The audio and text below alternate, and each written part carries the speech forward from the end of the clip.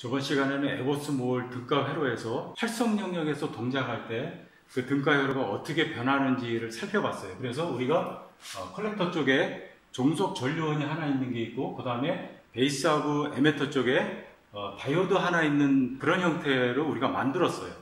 자, 그런데 이제 문제는 뭐냐면 T 모델에서는 컬렉터 쪽에 종속 전류원이 있는 거는 맞는데 베이스하고 에미터 사이에 다이오드가 있는 거는 아니에요.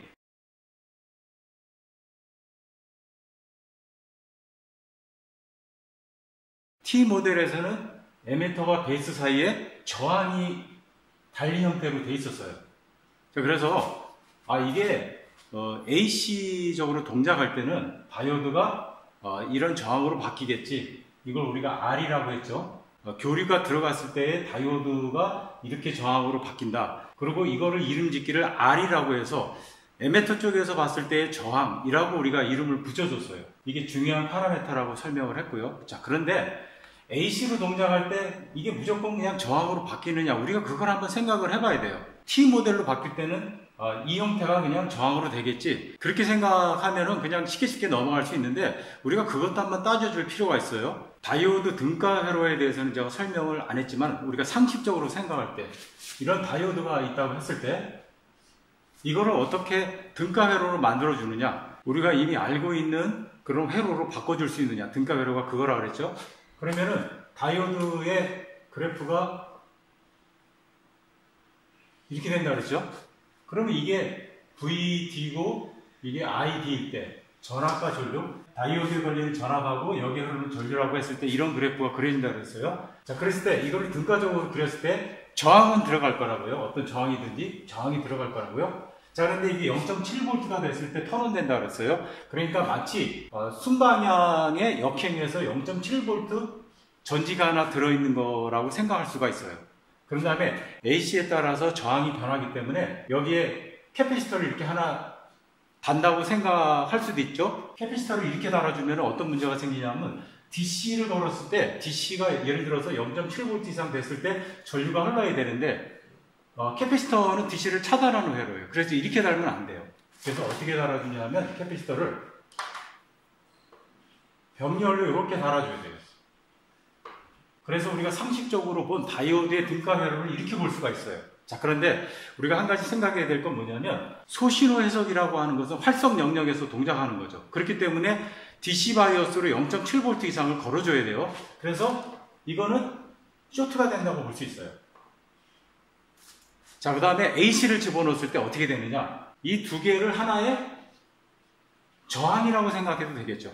캐패시터라고 하는 것은 주파수에 따라서 변하는 저항이기 때문에 주파수에 따라서 변하지 않는 저항하고 이게 합성을 있을 때 주파수에 따라서 저항이 변하기 때문에 이것도 하나의 저항이라고 볼 수 있고 두 개가 합성된 저항이라고 볼 수가 있어요. 그래서 저항 하나로 만들 수가 있는 거예요. 에버스몰 등가 회로에서 다이오드 처리를 어떻게 해야 되느냐, 이제 그 문제가 남았었는데 형태는 비슷하게 T 모델하고 됐는데 이 다이오드를 어떻게 처리해 주느냐, AC가 들어갔을 때는 다이오드가 그냥 저항으로 되는 게 아니에요. 그거는 활성 영역에서 동작하기 때문에 이 안에 있는 0.7V 건전지가 있는 것을 제거하기 때문에 이거 하나를 저항으로 넣을 수가 있는 거예요. 그래서 AC가 입력으로 들어갈 때 저항으로 이렇게 바꿀 수가 있는 거예요. 자, 그러면 우리가 생각했던 T 모델이 완성이 됐죠. 결국은 T 모델의 원형은 어디냐, 에버스몰 등가 회로에서 우리가 유추할 수 있다 이거죠. 자, 그럼 이제 관건은 뭐냐면 여기 저항이 R이라고 하는 저항이에요. 소문자로 되어 있으니까 교류가 들어갔을 때 이것이 어떤 저항이냐, 어떤 값으로 우리가 만들 수 있느냐, 이제 그게 이제 관건이 되겠죠. 그걸 한번 유도해 보도록 하겠습니다. 이 다이오드에 DC를 가했을 때 DC에 의해서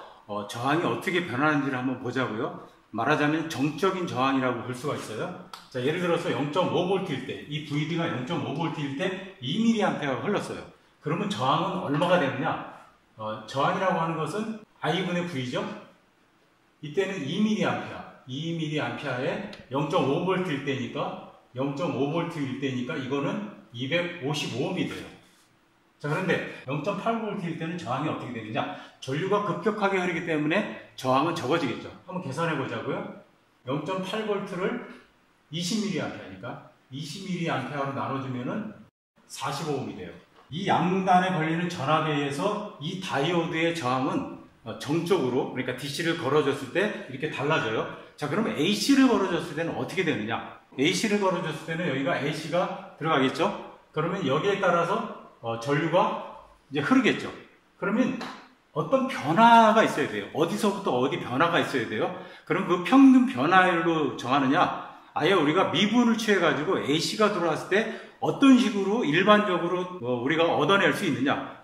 이제 이 다이오드로 생각해 주면 되겠죠. 이 다이오드 방정식이 흐르는 전류를 ID라고 했을 때 IS에 E에 VD에 VT-1 쇼클리의 다이오드 방정식이 있었죠. AC가 들어갔을 때 일반적으로 구할 수 있는 저항식을 얻을 수 있을 거라고요. 자, 그래서 여기에 걸리는 전압, 여기 다이오드 양단에 걸리는 전압 VD를 변수로 놨을 때 그 VD로 우리가 미분을 해보자 이거죠. VD에 대해서 우리가 한번 미분을 해보자고요. 그러면 dVD, D의 ID니까 dVD, D의 IS, E의 VD, VT-1 자연지수 함수의 미분을 예를 들어서 2의 AX다.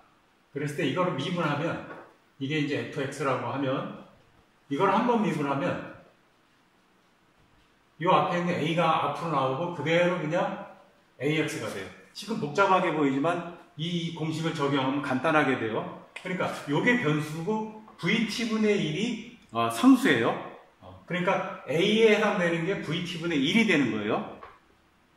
IS의 VT, E의 VD, VT-1을 미분하면 제로니까. 자, 그런데 요식을 한번 보자고요. 요식이 어떻게 변하는지. 이 다이오드 방정식에서 ID 이꼴 IS, E의 VD, VT-1이었는데 이거를 풀었었으면 IS, E의 VD, VT, -IS가 되겠죠? 자, 그러니까 요식은 어떻게 변하냐면 IS, E의 VD, VT는 이게 넘어가니까 ID 플러스 IS가 돼요.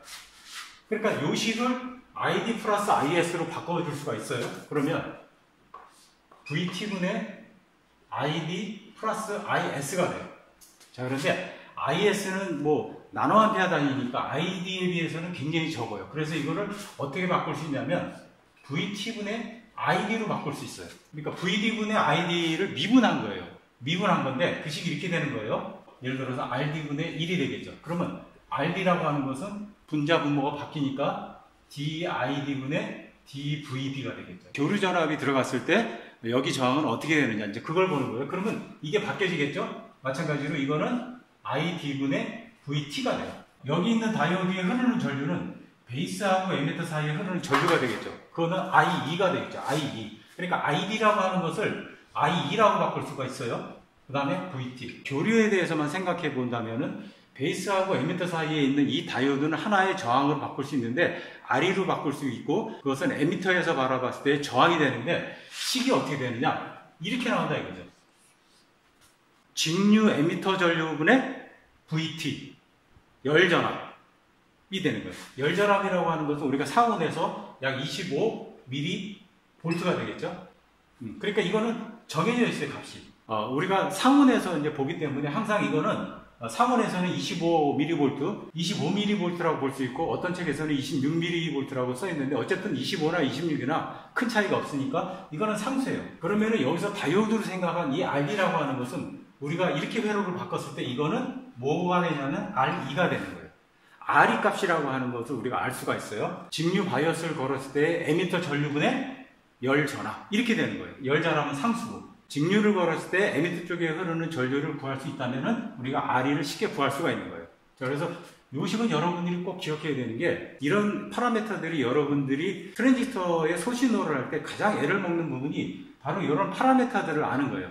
RE뿐만 아니고 R파이, 그 다음에 GM 이런 거를 제대로 개념을 못 잡기 때문에 소신호 해석 그러니까 트랜지스터의 소신호 해석이 어려운 거예요. 우리가 RE를 유도했어요. 어떤 값으로 결정되느냐? 열전압을 BJT의 직류전압을 걸었을 때 에미터에 흐르는 전류로 나눠주면은 RE가 된다라고 하는 거. 자, 그런데 우리가 여기서 눈여겨봐야 될 건 뭐냐면 트랜지스터에 교류 입력이 들어왔을 때 베이스와 에미터 사이에 우리가 저항으로 바꿀 수 있다고 했는데 그거는 우리가 교류적으로 뭔가 생각하려면 복잡해요. 그런데 우리가 유도를 해서 보니까 이 결론식을 보니까 열전압을 직류적으로 우리가 쉽게 구할 수 있는 에미터 전류로 나눠주면 R이가 된다는 거예요. 그러니까 교류적으로 생각한 파라메타인 R를 에미터에서 바라본 그 저항을 우리가 간단하게 직류적인 것으로 생각한 값들로 우리가 요거를 표현해 줄 수 있다는 거예요. 이게 중요한 거예요. 알파이나 GM 구할 때 더 명확하게 되겠지만 이 파라메타들의 공통적으로 들어가는 값이 뭐냐면은 VT예요.